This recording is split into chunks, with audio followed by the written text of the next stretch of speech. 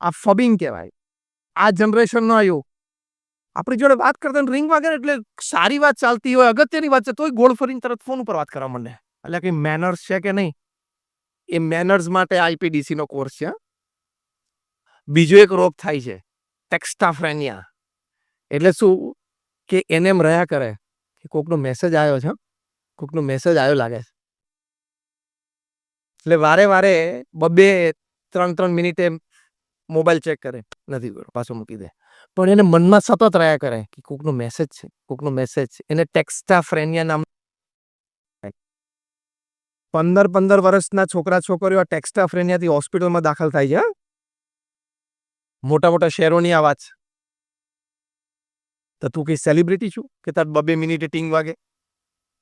તારા કે ઇન્સ્ટાગ્રામ ઉપર 25 મિલિયન ફોલોઅર્સ છે કે તાર 2 મિનિટે ટીંગ વાગે? પણ આજની જનરેશનને આ ટેક્સ્ટાફ્રેનિયા રોગ લાગુ પડી ગયો. એટલે એને દર 2-3 મિનિટે ખિસ્સામાં હાથ નાખીને, જો કે આપણને બધાને પડી ગયો છે, કે દર 2-3 મિનિટે ખિસ્સામાં હાથ નાખીને મોબાઈલને અડે નહીં ને તો એ વ્યક્તિ પોતે ડિસ્ચાર્જ થઈ જાય. મોબાઈલ તો ડિસ્ચાર્જ જ્યારે થવાનો ત્યારે સાંજ સુધીમાં, પણ 3-3 મિનિટે મોબાઈલ અડી દેવું પડે. એટલે શું? ચાર્જિંગ રહે. ટેક્સ્ટાફ્રેનિયા. પછી એક એન્ઝાયટી નામનો રોગ થાય છે. એટલે ટેક્સ્ટ પ્લસ એન્ઝાયટી કે મને કેમ કોઈ મેસેજ નથી કરતું. હવે આ પણ એક રોગ. આ ઇન્ફોર્મેશન સાથે ફોર્મેશન ના થયું ને એટલે આ બધા રોગ થાય. પછી ફેડ નામનો રોગ છે, ફેસબુક એડિક્શન ડિસઓર્ડર. ફેસબુક વાપરે છે ને બધા, એનું એડિક્શન એટલે કે એનું વ્યસન, એની ડિસઓર્ડર. એટલે શું થાય, ફેસબુક ઉપર એ બધી પોસ્ટ જોવે ને, એના મિત્રો બેને મળતા જોવે તો કે મને કેમ નહીં બોલાયો હોય, આ પાર્ટીમાં મને કેમ આમંત્રણ નહોતું, આ હિસાબે એ લોકોનો મારા પ્રત્યે પ્રેમ ઓછો છે. આવા વિચારોમાં 14 ને 17 વર્ષના છોકરા છોકરીઓને સ્લીપિંગ પિલ લેવી પડે છે સુવા માટે. આને શું કહે છે? ફેડ નામનો ડિઝીઝ, ફેસબુક એડિક્શન ડિસઓર્ડર. પછી એક ફોમો નામનો ડિઝીઝ આવે છે, FOMO, fear of missing out, FOMO. એ પણ પોસ્ટ ને બધું જોવે ફેસબુક ઉપર, ઇન્સ્ટાગ્રામ ઉપર મેસેજ જોવે એટલે એમ થાય કે મને આ પ્રસંગે હું હાજર હતો, કેવું સારું હતું, મને કેમ આ લોકોએ નામ બોલાવ્યો. એટલે આવી બધી પરિસ્થિતિ, આ ઇન્ફોર્મેશન બહુ મળે છે ને. પહેલા તો આપણને નાના હતા ત્યારે ખબર પડતી હતી કે ઓ ગયા અઠવાડિયે આપણી સોસાયટીનો પેલો માણસ ત્યારે એવા ગયો ને લગ્ન થઈ ગયા. સારું ભાઈ, આપણે મળે ત્યારે શુભેચ્છા પાઠવી દેવાની. હવે શું થાય કે લગ્ન થઈ ગયા અને પછી એને મેસેજ પોસ્ટ કર્યો તો તમને તરત ફેસબુકમાં ખબર પડી જાય વોલ ઉપર કે એને પોસ્ટ કર્યું.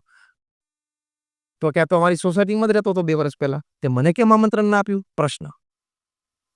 એ માહિતી, આ ઇન્ફોર્મેશન શબ્દ છે ને એને સમજવાનો છે. માહિતી બહુ ફાસ્ટ સ્પ્રેડ થાય છે ને, એની સાથે સ્ટ્રેસ અને ટેન્શન પણ ફાસ્ટ સ્પ્રેડ થાય છે. એ સ્ટ્રેસ અને ટેન્શનના ગુલામ ન બનીએ ને એટલે ઇન્ફોર્મેશન, એટલે આઈપીડીસી નો કોર્સ છે. એટલે આ આપણે પણ સમજીએ છીએ, દુનિયા પણ અત્યારે સમજે છે. એટલે ફોમો, ફિયર ઓફ મિસિંગ આઉટની સામે એ લોકોએ ઝૂમો શરૂ કર્યું. જેવો એમો જોય ઓફ મિસિંગ આઉટ, કે મને તમે ચૂકી ગયા ને, મને ના બોલાવે ને, કઈ વાંધો નહીં, અહીંયા મેં ઘરે બેઠા બેઠા ફર્સ્ટ ક્લાસ શરબત પીધું. આ ફોર્મેશન. પોતે સ્થિર રહી શકે ને એ ફોર્મેશન, પોતે પોતાના મૂલ્યોથી વિચલિત ન થાય એ ફોર્મેશન, પોતાની વિચારધારા એ સ્ટ્રોંગ અને સ્ટેડી રાખી શકે એ ફોર્મેશન, પોતાનો અભિગમ, એટીટ્યુડ પોઝિટિવ, હાઈ એન્ડ પાયસ રાખી શકે એ ફોર્મેશન. એવું ફોર્મેશન આપણે કરાવવાનું છે. એટલે આપણે આઈપીડીસી નો કોર્સ છે. અને સિમ્પટમ્સ પણ ઇલેક્ટ્રોનિક ગેજેટ્સના ભયંકર છે. એટલે ડિજિટલ ડિટોક્સ કરાવવું જ પડશે. તમને ખબર ને, ડિજિટલ ડિટોક્સિફિકેશન. તમને સાપ કરડે ને એટલે એન્ટીવેનોમ ઇન્જેક્શન આપવા પડે, એટલે સાપનું ઝેર ઉતરે. એમાં ડિજિટલ ઝેર પણ ઉતારવું પડશે. અગેન આઈ રિપીટ, હું આનો વિરોધી નથી. તમારા સંતાનોને સ્કૂલમાંથી આદેશ આવે જે સમયે એ વખતે તમારે ઇલેક્ટ્રોનિક ગેજેટ લાવવી જ આપવાના. પણ જેમ પ્રમુખ સ્વામી મહારાજે કહ્યું એનો વિવેક તમારે શીખવાડવાનો. એટલે એને ડિજિટલ ડિટોક્સ આ જનરેશનને કરવી પડશે. એવરેજ ભારતીય 3 કલાક ને 40 મિનિટ રોજ ડિજિટલ સ્પેન્ડિંગ છે એનું. પછી એનું ઝેર ચડે કે ના ચડે.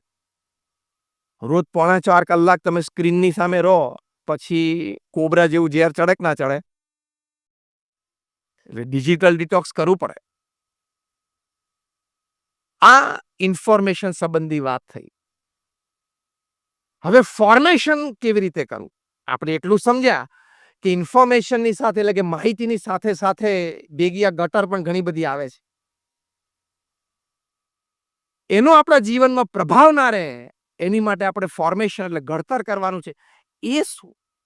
એ કેવી રીતે કરવું? એ થાય તો આપણને જીવનમાં લાભ શું થાય છે?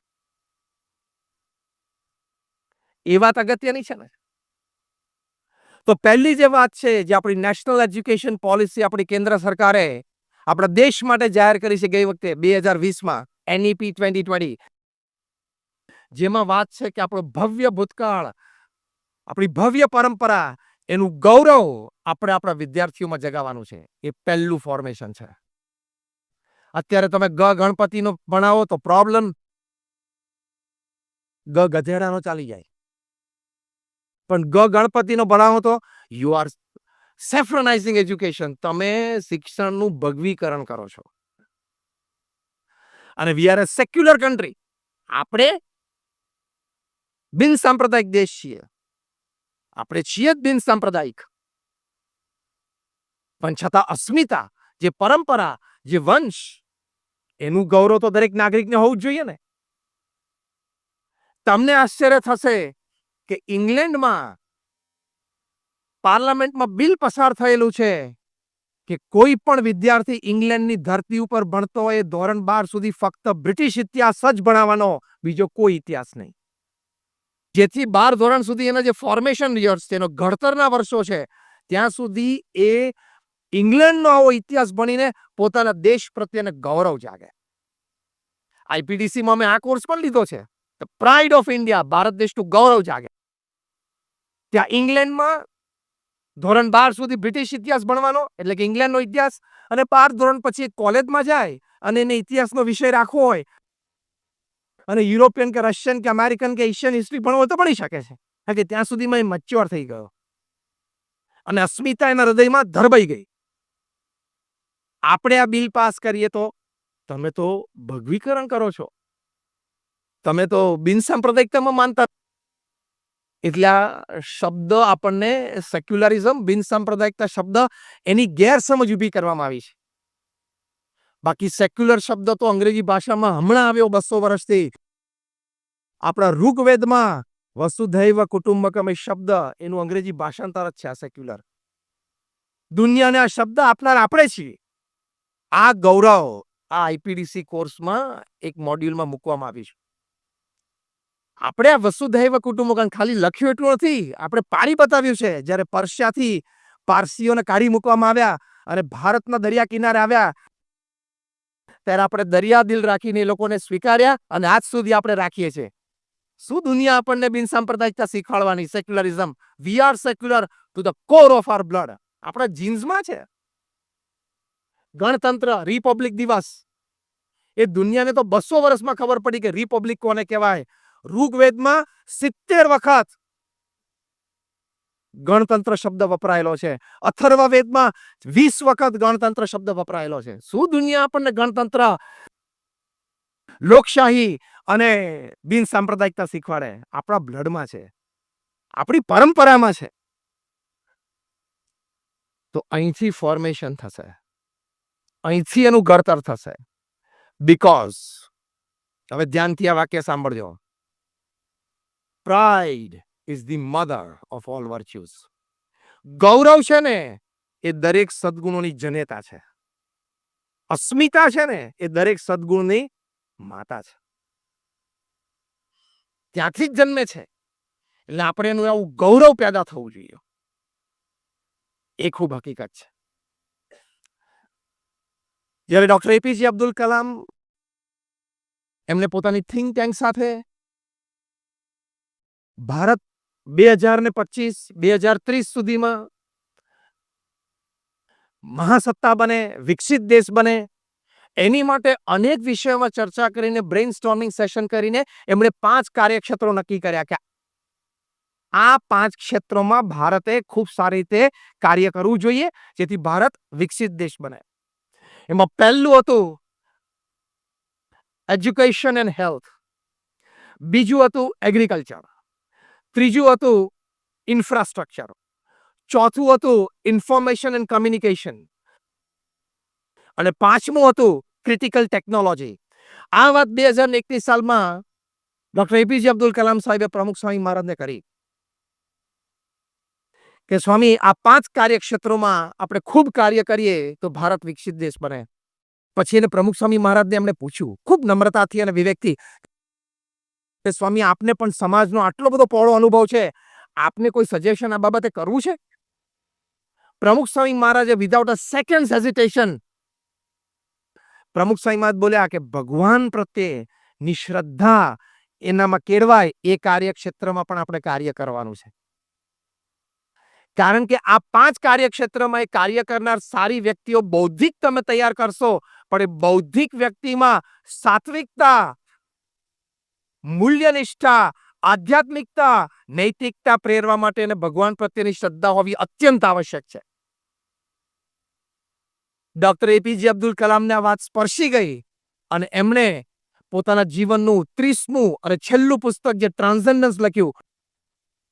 પ્રમુખ સ્વામી મહારાજ સાથેના પોતાના યાદગાર પ્રસંગો સાથે સાથે પ્રમુખ સ્વામી મહારાજ પાસેથી મળેલી પ્રેરણાઓ એમાં પ્રસંગ એમને ટાંક્યો છે. અને એમણે આ વાત ઉપર એમ્ફેસિસ મૂક્યું કે આ 5 કાર્યક્ષેત્રની સાથે ભગવાનમાં શ્રદ્ધા હોવી ખૂબ જરૂરી છે. કારણ કે એકવાર ગોડ લવિંગ બને, ગોડ ફિયરિંગ બને ત્યારે પછી એ કાયદાથી પર જઈને પણ એ પોતાના મૂલ્યનિષ્ઠ જીવન જીવી શકે. સરદાર વલ્લભભાઈ પટેલ એટલે જ કહેતા કે ભગવાન સ્વામિનારાયણે જે શિક્ષાપત્રી લખી જેનું અનુસરણ જો બધા કરે ને સમગ્ર શાસ્ત્રનો સાર છે તો ભારતમાં આઈપીસીની જરૂર ના પડે, ઇન્ડિયન પિનલ કોડ અને કોર્ટની જરૂર ના પડે, ખાલી શિક્ષાપત્રી પ્રમાણે રહેતો. એવા મૂલ્યનિષ્ઠ નાગરિકો આપણે દેશમાં તૈયાર કરવા છે એટલે આઈપીડીસી નો કોર્સ છે, ઇન્ફોર્મેશન ટુ ફોર્મેશન. એવા આપણે તૈયાર કરવા છે. અને આ આઈપીડીસી નો કોર્સ તો એક એજ્યુકેશનલ કોર્સ તરીકે અમે અહીંયા ઇન્ટ્રોડ્યુસ અત્યારે કરીએ છીએ. પણ અમારી બાળ મંડળની સભાઓમાં, યુવક મંડળની સભાઓમાં, અમારા મંદિરોમાં બધી જગ્યાએ આ એક યા બીજી રીતે ફ્લોટ છે જ, ફ્લોટ થયેલો જ છે અને એના ઉત્તમ પરિણામો અમને મળ્યા છે. તમારામાંથી કેટલા ગાંધીનગર અક્ષરધામ ગયા છે? Just rays your hands. બધા જ. અગેન દિલ્હી અક્ષરધામ જોયું, હાથ ઊંચો કરો. ઓહ, બધા જ. દિલ્હી અક્ષરધામમાં તમે એક્ઝિબિશન 2માં મોટી લાર્જ ફોર્મેટ ફિલ્મ જોઈ હશે જે ભગવાન સ્વામિનારાયણ તરુણ વયના હતા નીલકંઠ વણી રૂપે ત્યારે એમને સમગ્ર ભારતનું વન વિચરણ કરેલું. એમાં એક દ્રશ્ય છે કે જેમાં ભગવાન સ્વામિનારાયણ નીલકંઠ રૂપે એ નાના 11-12 વર્ષના બાળક એક ગરીબની સેવા કરે છે. એક ગરીબ વૃદ્ધ અશક્ત વ્યક્તિને પોતે જમાડે છે. રોજ હજારો લોકો આ શો જોવે છે, ઘણાના જીવન પરિવર્તન થાય છે. પણ એક 11 વર્ષનો બાળક એ પોતે આઈડેન્ટિફાઈ કરી શક્યો કે મારી ઉંમરનો બાળક છે અને એ આવી સેવા કરે છે. શોમાંથી બહાર નીકળ્યા પછી એ 11 વર્ષના બાળકે એના માતા પિતાને કીધું કે dad, I definitely carry your business forward. હું તમારો ધંધો છે ચોક્કસ આગળ લઈ જઈશ. પણ today I decide to serve my country like Neelkanth. પણ આજે આ ફિલ્મ જોઈને હું નક્કી કરું છું કે હું મારા દેશની સેવા નીલકંઠની જેમ કરીશ. આ ફોર્મેશન થયું કહેવાય. મેં કહ્યું એમ એજ્યુકેશનલ એક શૈક્ષણિક કોર્સ તરીકે તો આજે અમે અહીંયા ઇન્ટ્રોડ્યુસ કરીએ છીએ, પણ આ ઘડતર થઈ જ રહ્યું છે. એક બાળક ત્યાં અક્ષરધામમાં આ નીલકંઠ વણીનો શો જોઈને એને નિયમ લીધો. એ બાળક છે ને વિડીયો ગેમ્સનો એડિક્ટેડ હતો. રોજ 4 કલાક વિડીયો ગેમ્સ જોવે અને ભણવામાં 55-58% લાવે. હવે 5મા-6થા ધોરણનો વિદ્યાર્થી એ 55-58% લાવતો તો મા બાપને દુઃખ તો થાય ને કે ભાઈ આનું ભવિષ્ય શું પછી? ત્યાં નીલકંઠ વર્ણીનો શો જોઈને એને થયું કે મારે ખોટી આદત છે ને બાજુ પર મૂકી દેવી જોઈએ. I must shun all my bad habits. એ શોમાંથી બહાર નીકળીને એ બાળકે એના માતા-પિતાને કીધું કે પપ્પા, મમ્મી, હું આજથી નિયમ લઉં છું કે હું વિડિયો ગેમ નહીં રમું. એના મા-બાપ તો ત્યાં ધ્રુસકે ને ધ્રુસકે રડી પડ્યા. અમારા સ્વયંસેવક એમનો એપ્રોચ કર્યો, તમને કંઈ આમ શારીરિક તકલીફ છે? તમને કંઈ મદદની જરૂર છે? તો કે ના, ના, લીવ અસ અલોન, અમને એકલા રહેવા દો. અને પછી એ બાળકને એના માતા-પિતાએ ત્યાં ખૂબ વહાલ કર્યો. એ બાળકને એનાથી એક આગળ વિચાર આવ્યો કે નીલકંઠે જેમ સેવા કરી એમ મારે સેવા કરવી છે. હું તો નાનો છું, 10 વર્ષનો. હું શું કરી શકું? એના ઘરમાં એક કબાટ ભરીને વિડિયો ગેમ્સ હતી. કારણ કે એ શોખીન હતો અને ના લાવી આપે તો રડે. અને એના લીધે આપણે જાણીએ છીએ કે સ્ક્રીનમાં ઓવર ટાઈમ થાય એટલે બાળકોની ઇન્ટેલિજન્સ, શાર્પનેસ, મેમરી પાવર બધું ઘટે છે. આ બધું સાયન્ટિફિકલી પ્રૂવ્ડ છે. એટલે જ એને 55-58% આવતા હતા. આગળ જ નહોતો વધતો. એટલે મા-બાપ ચિંતિત હતા. એ બાળકે કીધું કે અમને આ વખતે દિવાળી કરવા માટે અનાથ આશ્રમમાં અમારી સ્કૂલમાંથી લઈ ગયેલા. જો આ ફોર્મેશન, હા? એ અનાથ બાળકો છે ને, એ લોકો કોઈ દિવસ વિડિયો ગેમ જોઈએ જ નહીં હોય.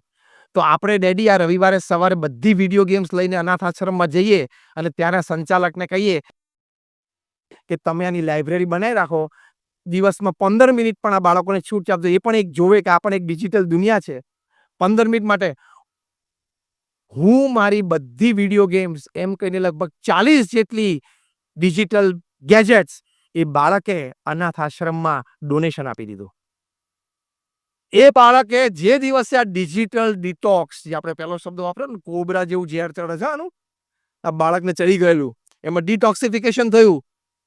તો એ બાળક ધીમે ધીમે ઉત્તરોત્તર પ્રગતિ કરતો રહ્યો અને 10મા ધોરણમાં એ બાળક 92% સાથે ઉત્તીર્ણ થયો. એક સરસ ભાવિ ગળી. આ ફોર્મેશન, આ ઘડતર કહેવાય. એ બાળક પાસે માહિતી ઘણી બધી હતી પણ એનું ઘડતર બાકી હતું.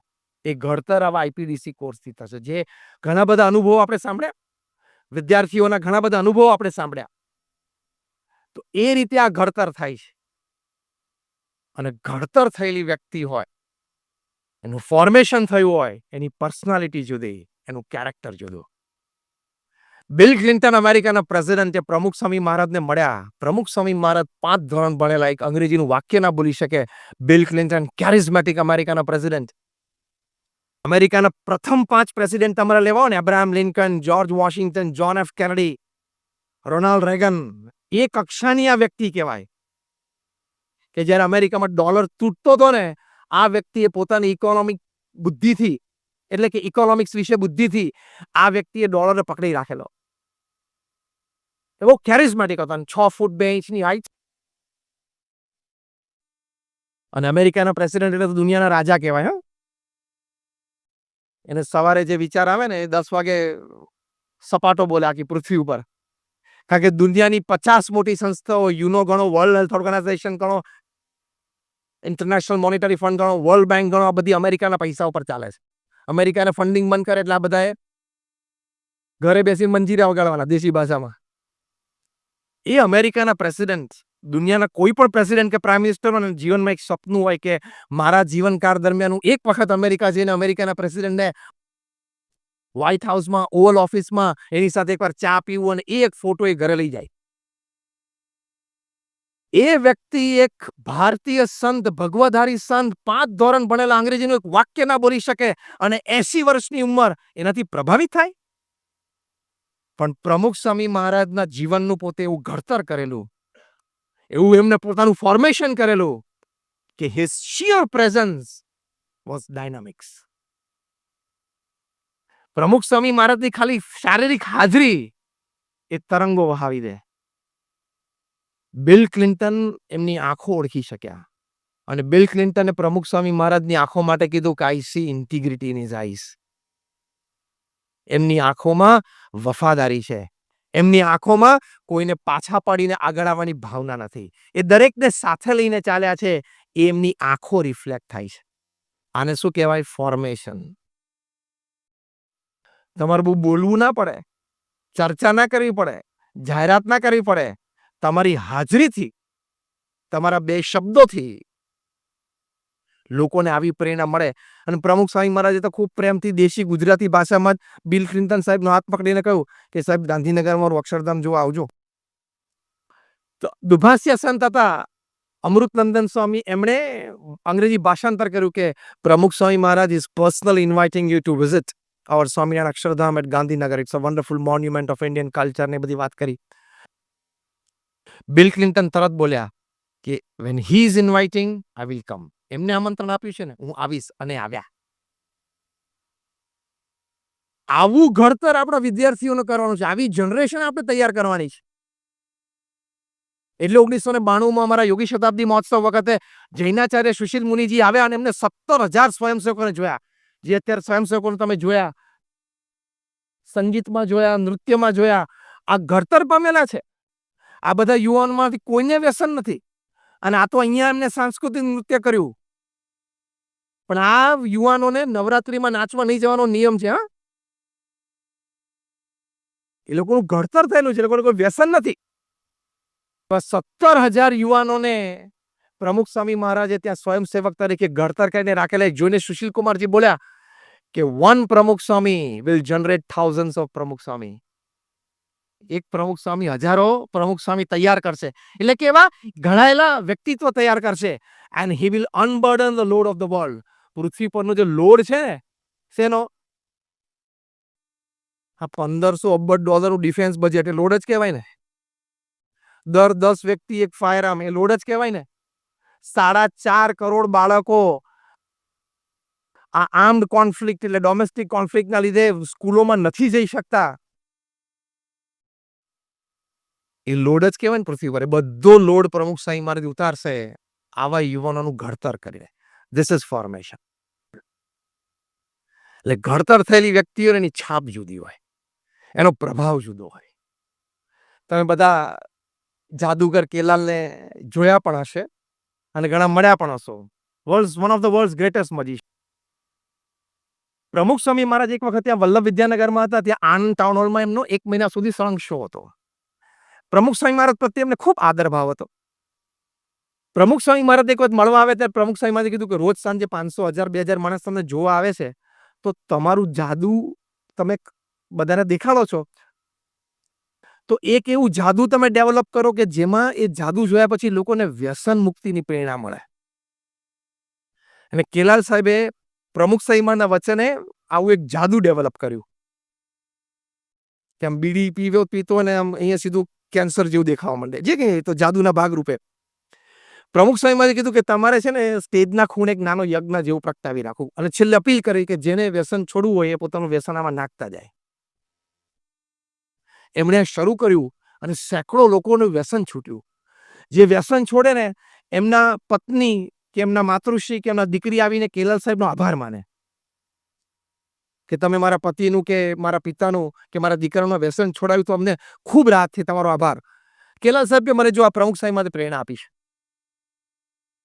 હવે એક વખત એવું બન્યું કે કેલાલ સાહેબને એક ગુટકા બનાવતી કંપનીએ એમને ઓફર કરી કે 11 સેકન્ડની તમારી એડવર્ટાઇઝમેન્ટ બનાવી છે, એની માટે અમે તમને 25 લાખ રૂપિયા આપીએ. તમારે ફૂલ મજીશિયન ડ્રેસમાં બગીચામાં ફરવા આવવાનું. કોલેજના છોકરા છોકરીઓ દોડીને તમારી પાસે આવે, કંઈક જાદુ દેખાડો, જાદુ દેખાડો. અને તમે એમ કહો કે ના, મારી પાસે કોઈ અત્યારે, હું તો ખાલી ફરવા આવે છું, કોઈ વ્યવસ્થા નથી. છતાં બહુ આગ્રહ કરે એટલે તમારે સ્લીવ્સમાં એટલે બાંયમાં હાથ નાખીને ગુટકાની પટ્ટીઓ બહાર કાઢવાની અને 2-4 બધાને વેચવાના. આટલી 11 સેકન્ડની એડ હતી. કેલાલ સાહેબ કે હું નહીં કરી શકું. તો કેમ? તો કે બસ મારાથી નહીં થાય, તમે કોઈ બીજાને શોધી લો. એટલે આ એક્ઝિક્યુટિવ્સ કંપનીને એમ થયું કે સાહેબને જરા પૈસા ઓછા પડ્યા, 25 લાખ. એટલે સેકન્ડ ઓફર આપી 50 લાખની. આ પ્રસંગ અમે જુનિયર કેલાલ પાસેથી કાનો કાન સાંભળેલો છે, એમના દીકરા પાસેથી. એક પ્રસંગમાં અમે સાથે હતા, સિનિયર કેલાલ અને અમારા કોઠારીશ્રી હતા યોગી સ્વરૂપ સ્વામી, એ બંને ઉદ્ઘાટનમાં આગળ હતા અને અમે 2-3 સંતો અને જુનિયર કેલાલ પાછળ બેઠા હતા. ત્યારે એમને મને આ પ્રસંગ કહેલો. 50 લાખની ઓફર કરી ત્યારે કેલાલ સાહેબે કીધું કે નહીં થાય. ત્યારે કારણ પૂછ્યું તો કહ્યું કે મને પ્રમુખ સ્વામી મહારાજે પ્રેરણા આપી છે, મારું ફોર્મેશન કર્યું છે.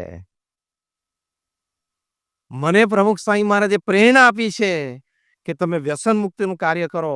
એ હું કરું છું. ઘણા છોડે છે. મને એનો સંતોષ છે.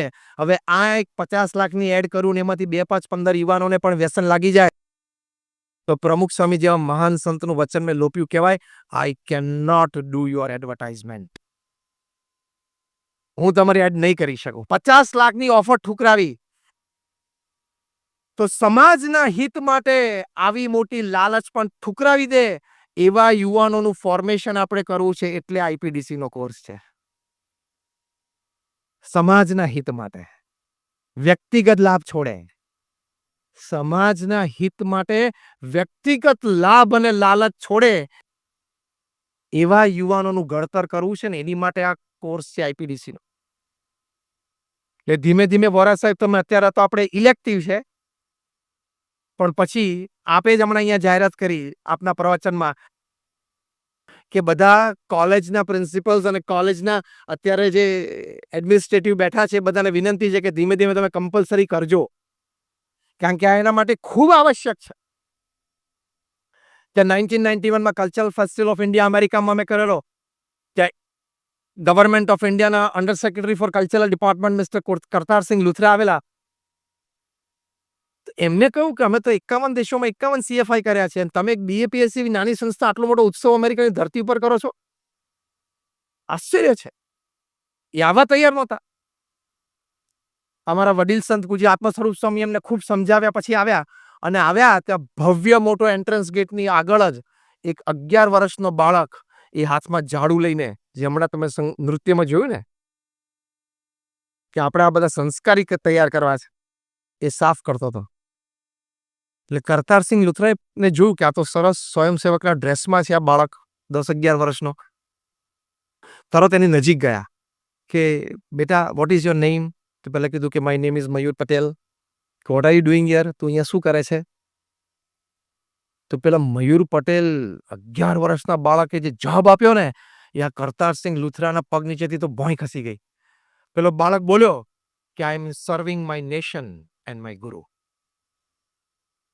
કચરો વાળતો તો એ બાળક અને બોલ્યો શું કે હું મારા દેશની અને મારા ગુરુની સેવા કરું છું. આ ફોર્મેશન થયું કહેવાય.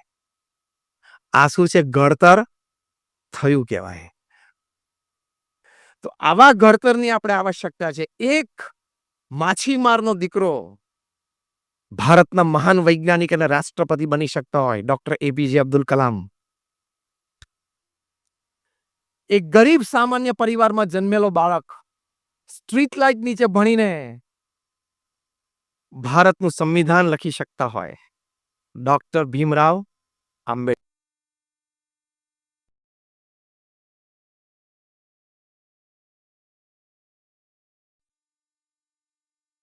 આ ફબિંગ કહેવાય. આ જનરેશનનો આવ્યો આપણી જોડે વાત કરતા રિંગ વાગે એટલે સારી વાત ચાલતી હોય અગત્યની વાત છે તોય ગોળ ફરીને તરત ફોન ઉપર વાત કરવા માંડે. એટલે કે મેનર્સ છે કે નહીં એ મેનર્સ માટે આઈપીડીસી નો કોર્સ છે. બીજો એક રોગ થાય છે ટેક્સ્ટાફ્રેનિયા. એટલે શું કે એને એમ રહ્યા કરે કે કોકનો મેસેજ આવ્યો છે, કોકનો મેસેજ આવ્યો લાગે. એટલે વારે વારે 2-3 મિનિટે મોબાઈલ ચેક કરે, નથી પાછો મૂકી દે. પણ એને મનમાં સતત રહ્યા કરે કે કોકનો મેસેજ છે, કોકનો મેસેજ છે. એને ટેક્સ્ટાફ્રેનિયા નામ. 15 વર્ષના છોકરા છોકરીઓ ટેક્સ્ટાફ્રેનિયાથી હોસ્પિટલમાં દાખલ થાય છે. મોટા મોટા શહેરોની આ વાત છે. તો તું કઈ સેલિબ્રિટી છું કે તાર 2 મિનિટે ટીંગ વાગે? તારા કે ઇન્સ્ટાગ્રામ ઉપર 25 મિલિયન ફોલોઅર્સ છે કે તાર 2 મિનિટે ટીંગ વાગે? પણ આજની જનરેશનને આ ટેક્સ્ટાફ્રેનિયા રોગ લાગુ પડી ગયો એટલે એને દર 2-3 મિનિટે ખિસ્સામાં હાથ નાખીને, જો કે આપણને બધાને પડી ગયો છે કે દર 2-3 મિનિટે ખિસ્સામાં હાથ નાખીને મોબાઈલને અડે નહીં ને તો એ વ્યક્તિ પોતે ડિસ્ચાર્જ થઈ જાય. મોબાઈલ તો ડિસ્ચાર્જ જ્યારે થવાનો થાય સાંજ સુધીમાં, પણ 3-3 મિનિટે મોબાઈલ અડી દેવું પડે એટલે શું ચાર્જિંગ રહે. ટેક્સ્ટાફ્રેનિયા. પછી એક એન્ઝાઇટી નામનો રોગ થાય છે. એટલે ટેક્સ્ટ પ્લસ એન્ઝાઇટી કે મને કેમ કોઈ મેસેજ નથી કરતું. હવે આ પણ એક રોગ. આ ઇન્ફોર્મેશન સાથે ફોર્મેશન ના થયું ને એટલે આ બધા રોગ થાય. પછી FAD નામનો રોગ છે, ફેસબુક એડિક્શન ડિસઓર્ડર. ફેસબુક વાપરે છે ને બધા, એનું એડિક્શન એટલે કે એનું વ્યસન, એની ડિસઓર્ડર એટલે શું થાય, ફેસબુક ઉપર એ બધી પોસ્ટ જોવે ને, એના મિત્રો બેને મળતા જોવે, તો કે મને કેમ નહીં બોલાયો હોય, આ પાર્ટીમાં મને કેમ આમંત્રણ નહોતું, આ હિસાબે એ લોકોનો મારા પ્રત્યે પ્રેમ ઓછો છે. આવા વિચારોમાં 14 ને 17 વર્ષના છોકરા છોકરીઓને સ્લીપિંગ પિલ લેવી પડે છે સુવા માટે. આને શું કહે છે, ફેડ નામનો ડિઝીઝ, ફેસબુક એડિક્શન ડિસઓર્ડર. પછી એક ફોમો નામનો ડિઝીઝ આવે છે, FOMO, fear of missing out, FOMO. એ પણ પોસ્ટ ને બધું જોવે ફેસબુક ઉપર, ઇન્સ્ટાગ્રામ ઉપર મેસેજ જોવે, એટલે એમ થાય કે